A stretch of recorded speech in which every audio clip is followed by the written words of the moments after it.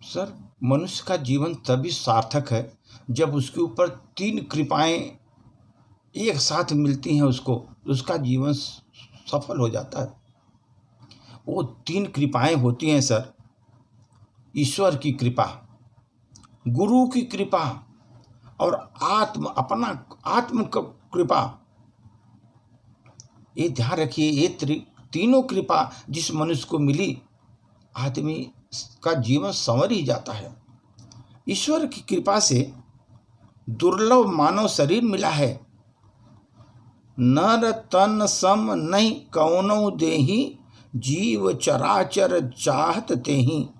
नरक स्वर्ग अपवर्ग स्नेही, ज्ञान विराग भगत शुभ देनी। ऐसा है सर, इन बड़े मुश्किल से मानव शरीर मिला हुआ है।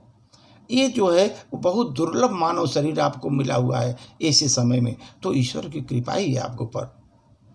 गुरु की कृपा आप मानव देह की सार्थकता को ज्ञान देता है। ये मानव देह को सार्थक बनाने का एक ज्ञान देता है, भवसागर पार उतारने का एक ज्ञान देता है।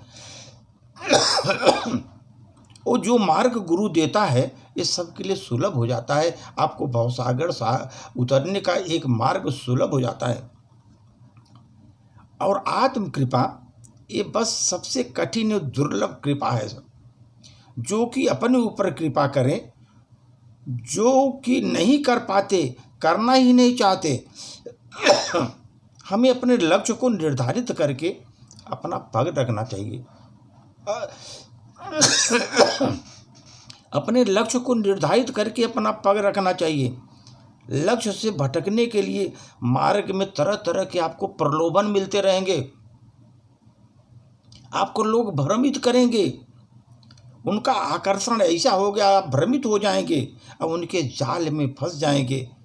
आशंका रहेगी कि माया का प्रभाव ही ऐसा है, माया आपको विचलित कर देगी, अपने आपके जो मंजिल पर पहुंचने नहीं देगी, तरह तरह की क्रियाएं करेगी माया। तो ईश्वर की कृपा पूरी हो जाने पर, गुरु की कृपा मिल जाने पर, लेकिन आत्म कृपा अगर आदमी को प्राप्त न हुई तो दोनों जो दुर्लभ कृपाएं हैं ईश्वर की और गुरु की, व्यर्थ चली जाती हैं। जब हम अकेले में हों तो अपने विचारों को संभालें, और जब हम सबके बीच हों तो शब्दों को संभालें। जब सबके बीच हों तो शब्दों को संभालें, शब्द तौल तौल कर बोले। परमात्मा की कृपा, बहुत लोगों को यही पता नहीं कि परमात्मा की कृपा का मतलब क्या होता है। लोग पूछते तो कहते हैं हमारी नौकरी लग गई, परमात्मा की कृपा है, हमारा व्यापार काम धंधा बहुत अच्छा चल रहा है, परमात्मा की कृपा है, अच्छी पत्नी मिल गई, नया घर बन गया, बच्चे हमारा कहाँ मानते हैं, परमात्मा की कृपा है। ये परमात्मा की कृपा नहीं है, ये केवल हमारे पूर्व जन्म के अच्छे कर्मों का फल है।